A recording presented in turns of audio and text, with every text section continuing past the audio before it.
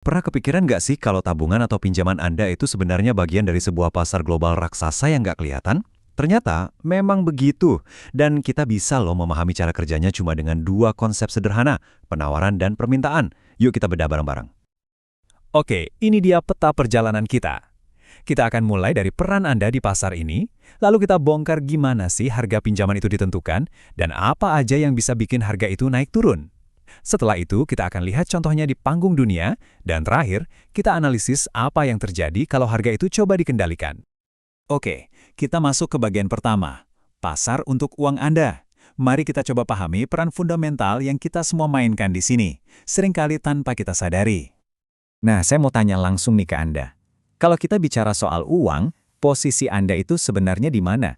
Sebagai pemasok atau sebagai peminta? Coba deh, pikirin aktivitas keuangan Anda belakangan ini. Jawabannya bisa jadi Anda memainkan kedua peran itu di waktu yang berbeda.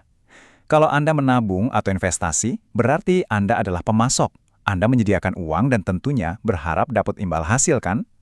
Sebaliknya, kalau Anda ambil pinjaman atau gesek kartu kredit, Anda adalah peminta. Anda butuh uang dan bersedia bayar untuk menggunakannya. Barang yang diperdagangkan di pasar ini tuh namanya modal finansial. Kedengarannya rumit ya?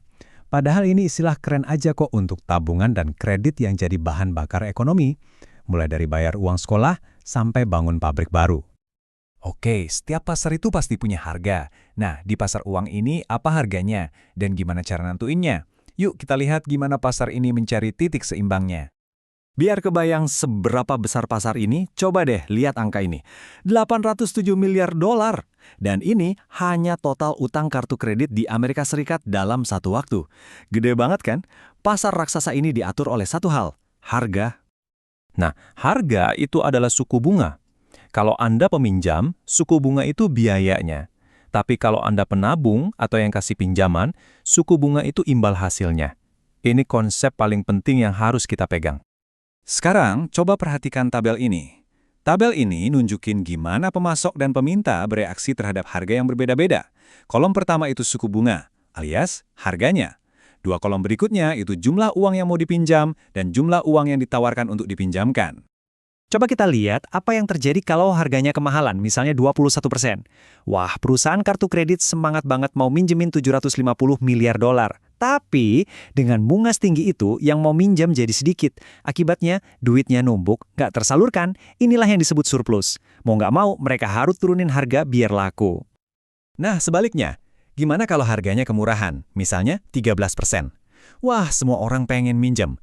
Tapi di sisi lain, perusahaan jadi kurang semangat buat minjemin, karena untungnya kecil. Akibatnya, terjadi kekurangan atau kelangkaan. Peminjam jadi rebutan, dan ini kasih kesempatan buat pemberi pinjaman untuk naikin suku bunga. Jadi poin kuncinya di sini, pasar itu secara alami akan terus bergerak mencari titik di mana penawaran pas ketemu dengan permintaan. Di contoh kita ini, titik itu ada di 15%, di mana pas 600 miliar dolar ditawarkan dan diminta. Inilah yang kita sebut titik equilibrium atau titik keseimbangan. Tentu saja, titik equilibrium itu nggak diem di tempat. Dia terus bergerak. Jadi, di bagian ketiga ini kita bakal lihat kekuatan apa aja sih yang bisa menggeser seluruh pasar ini. Sisi permintaan itu bisa berubah-ubah. Contohnya, pas lagi ada booming teknologi, para pebisnis jadi super optimis. Mereka jadi mau pinjam lebih banyak uang di setiap tingkat suku bunga yang akhirnya menggeser kurva permintaan ke kanan. Sebaliknya, kalau lagi resesi, permintaan ya bergeser ke kiri. Nah, sisi penawaran juga sama. Kalau misalnya orang-orang tiba-tiba jadi lebih rajin nabung, kurva penawaran modalnya jadi geser ke kanan. Tapi kalau sebuah investasi tiba-tiba dianggap lebih berisiko, para pemasok modal ini bakal mindahin uangnya ke tempat lain. Penawarannya jadi bergeser ke kiri. Oke, kita udah paham cara kerjanya. Sekarang, yuk kita coba pakai model ini untuk melihat gambaran yang lebih besar, panggung global. Dan kita lihat peran Amerika Serikat di pasar keuangan dunia.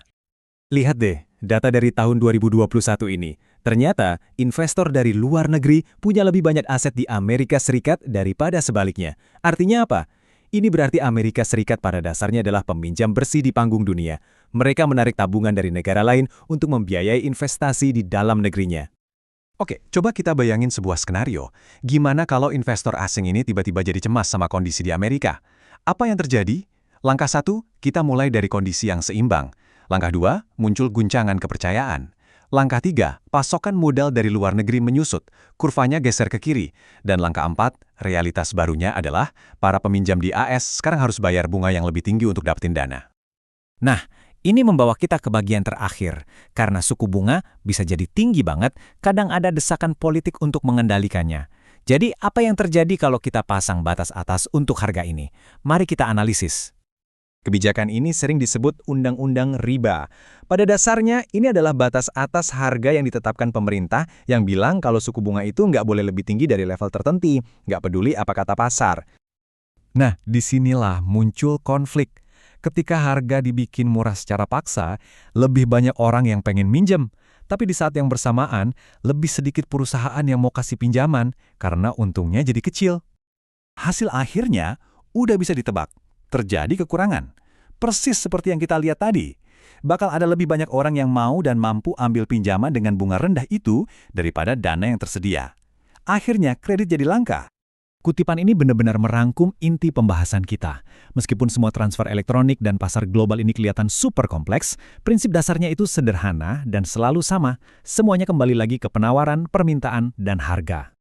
Dan ini meninggalkan kita dengan satu pertanyaan terakhir untuk direnungkan.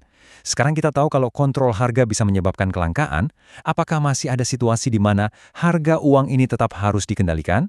Terima kasih sudah menyimak.